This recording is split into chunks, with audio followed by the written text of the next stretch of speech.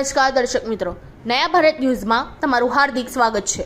હું છું મનસુરી શેરબાનુ। મીડિયાના પાડવામાં અહેવાલના પગલે તંત્ર થયું દોડતું। ડભોઈ તાલુકાની ઓરસંગ નદીમાંથી સફેદ રેતીનો કારોબાર મીડિયાના અહેવાલના પડઘા। ગાંધીનગર ખાન ખનીજ વિભાગનો ઓરસંગમાં દરોડા, જેસીબી જપ્ત। ડભોઈની ઓરસંગ નદીની સફેદ રેતીના વેપલો બેફામ બન્યો હતો। કર્ણેટ નદીની સફેદ રેતી સોનાના ભાવે વેચાય છે, જેને લઈને ભૂમાફિયાઓએ ઓરસંગ નદીમાંથી ધીરાપોરણને નેવે મૂકી ખોદકામ કરવામાં આવ્યું છે। સાથે સાથે રાતના અંધારામાં નદીની ભેખડો પણ ખોદી નાખી છે। ડભોઈના કર્ણેટ ખાતે પોઈયા જેવી ઘટના બને તો જવાબદાર કોણ? મીડિયામાં અહેવાલ પ્રસિદ્ધ કરેલ, જેના પગલે આજે ખાન ખનીજ ગાંધીનગર દ્વારા કર્ણેટ ઓરસંગમાં દરોડો પાડવામાં આવેલ, જેને પગલે નદીમાં ધોળભાગ મચી ગઈ હતી, જેમાં એક ઇતાસી મશીન, 7 ટ્રક, 2 ટ્રેક્ટર, આશરે કુલ 1,50,00,000નો માલ જપ્ત કરવામાં આવ્યો। છોટાઉદેપુરની હદ ગોલાગાયડી ખાતે સીઝ કરવામાં આવ્યો હતો।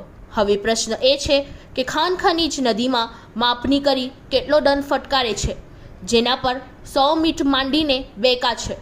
ડભોઈની ઓરસંગ નદીમાં રાત પડતા જ રેતી ખોદવાની શરૂઆત થઈ જાય છે અને ભૂમાફિયાઓ સાથે ખાન ખનીજના અધિકારીઓની મિલીભગતની ચર્ચાઓ પણ ઓરસંગ પટમાં ચર્ચાઈ રહી છે। ગાંધીનગર ખાન ખનીજ દ્વારા ભૂમાફિયાઓ અને વડોદરા જિલ્લાના ખાન ખનીજના અધિકારીઓ ડભોઈના તાલુકામાંથી પસાર થતી ઓરસંગ નદીના પટમાંથી સફેદ રેતીનો કારોબાર ઝડપાયો। મીડિયાના અહેવાલના પડઘા તેની તપાસ કરે તો પણ ઘણી ચોંકાવનારી વિગતો બહાર આવી શકે છે। ગુજરાત સરકારને કરોડોની રોયલ્ટીની ચોરીમાં ભૂમાફિયાઓ પીઠબળ વગર કરી જ ન શકે એવી ચર્ચાઈઓ પણ ચર્ચાઈ રહી છે। ત્યારે ગાંધી ખાન ખનીજના અધિકારીઓ રેતી માફિયા સામે કેવી કાર્યવાહી કરે છે એ જોવું રહ્યું છે। આ કાર્યવાહીના કેટલા પત્રો માટે સમયની રાહ જોવી પડશે એ નક્કી કરે છે। Bureau report Lalabhai Bhatiyara.